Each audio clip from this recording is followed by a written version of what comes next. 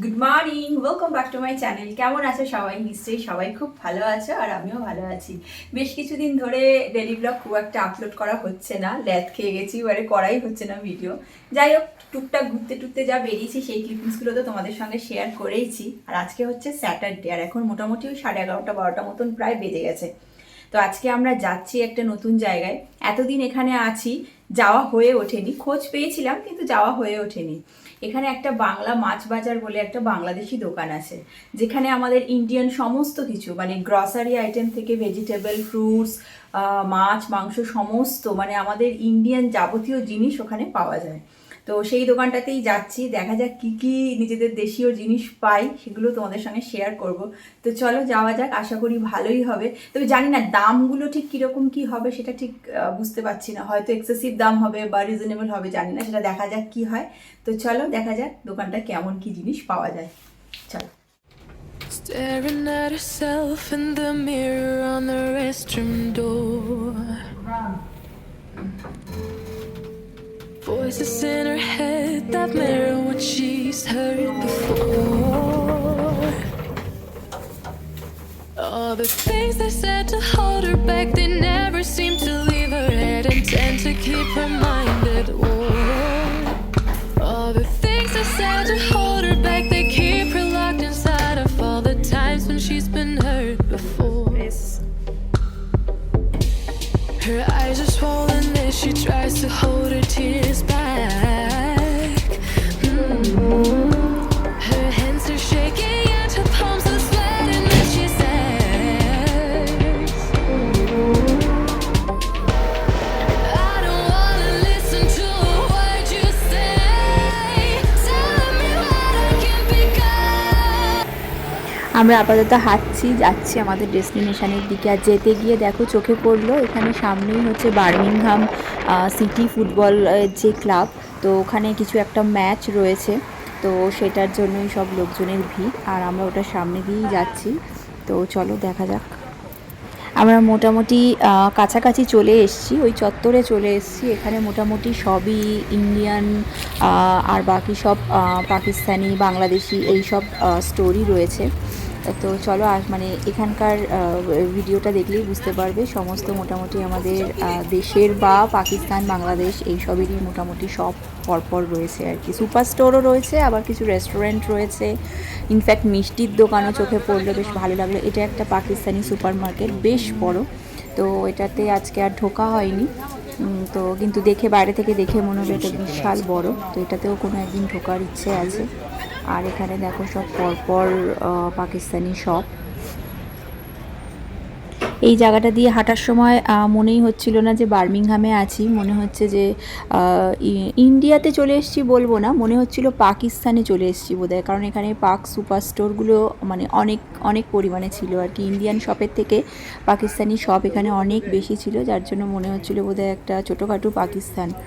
তো ওখান দিয়ে যাচ্ছি, আমরা মোটামুটি চলে এসেছি, তোমরা দেখতেই পাচ্ছ সামনে ওদের দোকানটা। এই দেখো বাংলা মাছ বাজার, আমরা এই দোকানটার কথাই বলছিলাম, আর এটাতেই ঢুকবো। তো চলো দেখা যাক কীরকম কী দেখা যায়। এখানে আমি মোটামুটি চেষ্টা করছি তোমাদের প্রাইসের ট্যাগগুলো যতটা সম্ভব দেখানোর। তো সবগুলো তো পাই টু পাই এরকম দেখাতে পারবো না, তো বেশ কিছু মোটামুটি দেখানোর চেষ্টা করছি যাতে তোমাদের একটা আইডিয়া তৈরি হয় কীরকম কী রেঞ্জ থাকে।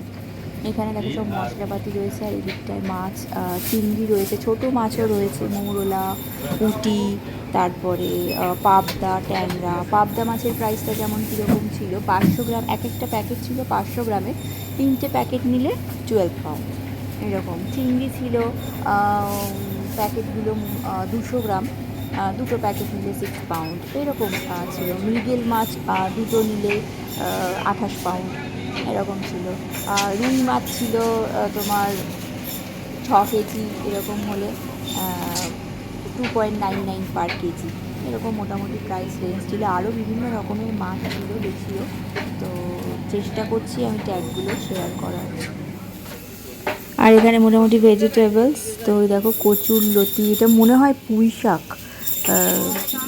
তো যাই হোক এটা কচু, এইসব দেশীয় বেশ কিছু ছিল। তবে আমাদের দেশীয় জিনিসগুলো কিন্তু অতটা ফ্রেশ না, যতটা ফ্রেশ মানে আমরা সাধারণত দেশে থাকতে কিনি, এখানে কিন্তু অত ফ্রেশ পাওয়া যাবে না, পাওয়ার কথাও নয়, কারণ এত দূর থেকে। তো যাই হোক, একটু নেতানো, কিন্তু খাওয়ার ইচ্ছা হলে মোটামুটি শখ পূরণ হবে। আর বাকি মোটামুটি চিড়ে মুড়ি এই ধরনের জিনিসগুলোও রয়েছে। হ্যাঁ, সোয়াবিন এইসবগুলোও রয়েছে। আর আমরা আজকে একটা ইলিশ মাছ নিলাম। ইলিশ মাছের দামটা বেশ রিজনেবল, মানে দেশের দামের তুলনায় বরং কমই মনে হলো, কারণ আমরা যে ইলিশটা নিলাম প্রায় 1 কিলো ওজনের। তো এরকম 800 গ্রাম থেকে 1 কিলো যে ইলিশগুলো 11 পাউন্ড পদ্মার ইলিশ। এছাড়াও বিভিন্ন জায়গার ইলিশ ওখানে রয়েছে, তো সেগুলোর একটার এক রকম দাম রয়েছে। তো আমরা যেহেতু আমাদের পদ্মার ইলিশের প্রতি টানটা বেশি, তো ওটাই নিলাম। আর আমাদের মাছটাই কাটা হচ্ছে এখানে। তো এই দেখো, ইলিশ মাছ নিয়ে বেরিয়ে পড়েছি। আজকে আর কোনো মাছ আমরা কিনিনি।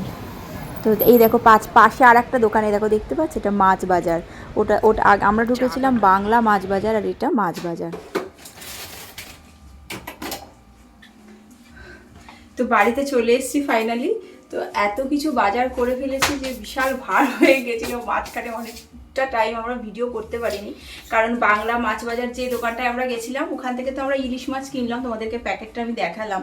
তারপরে ওই চত্বরে প্রচুর মানে ইন্ডিয়ান, বাংলাদেশি, পাকিস্তানি সব প্রচুর ছিল। একটা পাকিস্তানি সুপার স্টোর ছিল যেটা বিশাল বড়, সেটাতে পরে ঢুকলাম, দেখে ভালো লাগলো, মনে হলো যে অনেক কিছুর অ্যাভেলেবিলিটি থাকবে, কারণ বিশাল এরিয়া জুড়ে, মানে এত বড় সেটা বলার মতো না, কিন্তু আমি সেটারই ভিডিও করতে পারিনি, কারণ গিয়ে এত কিছু জিনিসপত্র পেয়ে গেছি, ওইখানে বিজি হয়ে গেছি, ভিডিওটা করা হয়নি। ওখান থেকেও আবার একটা মাছ নিলাম, তো চলো তোমাদেরকে দেখিয়ে দিই। তো এই প্যাকেটটা তো তোমরা দেখেইছিলে, এটার মধ্যে ইলিশ মাছটাই রয়েছে। ইলিশ মাছ নিয়েছিলাম বাংলা মাছ বাজার থেকে।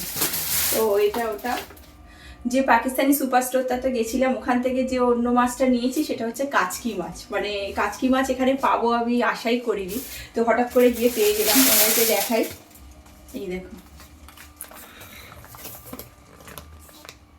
ট্যাগটা দেখিয়ে দাও তাহলে বুঝতে পারবে। এটা 250 গ্রামের প্যাকেট। তো যাই হোক, নিয়েছি, খেতে তো ভালোই লাগে, জানি না কেমন হবে, মানে আগে তো ভালোই লাগতো, এখানের এটা কেমন হবে জানি না। নিয়ে এসেছি, তোমাদের সঙ্গে অবশ্যই শেয়ার করব। তো আজকে রাত্রিরে ইলিশ মাছটাই রান্না করব, শেয়ার করব। তো মাছগুলো যখন খুলবো বা রান্না করব তখন তোমাদেরকে দেখাবো পিসগুলো। 800 গ্রাম থেকে 1 কিলো এরকম মোটামুটি ওজনের ছিল। তো 11 পাউন্ড ছিল ওটার দাম।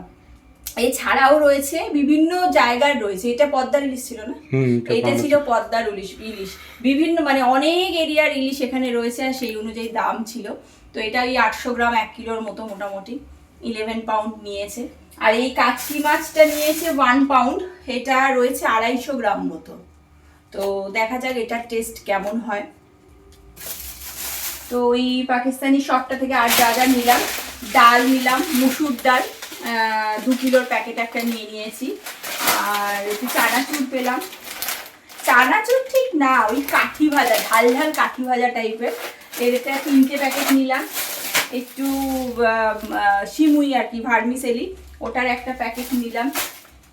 আর মেন জিনিস ইলিশ মাছ রান্না করতে গেলে লাগবে, সেটা হচ্ছে সর্ষের তেল, মাস্টার্ড অয়েল, ওটা একটা নিলাম।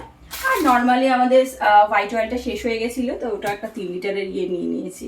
ব্যাস এই আজকে মোটামুটি বাজার করা হয়েছে।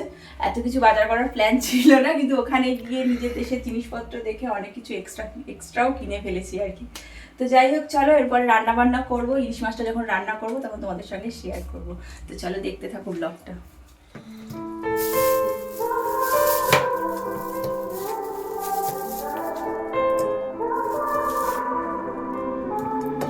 Time is standing still as I let go of your cold hand. Eyes through it, the lips are dry and all the things we planned were never what you wanted. We've been lying from the start. Guess I knew it, just ignored it. I let go of your cold hand. I guess I saw it coming, yet it took me by surprise. আজকে আমাদের ইলিশ মাছ, কিন্তু আমরা ভেবেছিলাম বাড়ি এসে মাখবো, মানে একটু ওজন করে দেখবো সেটা।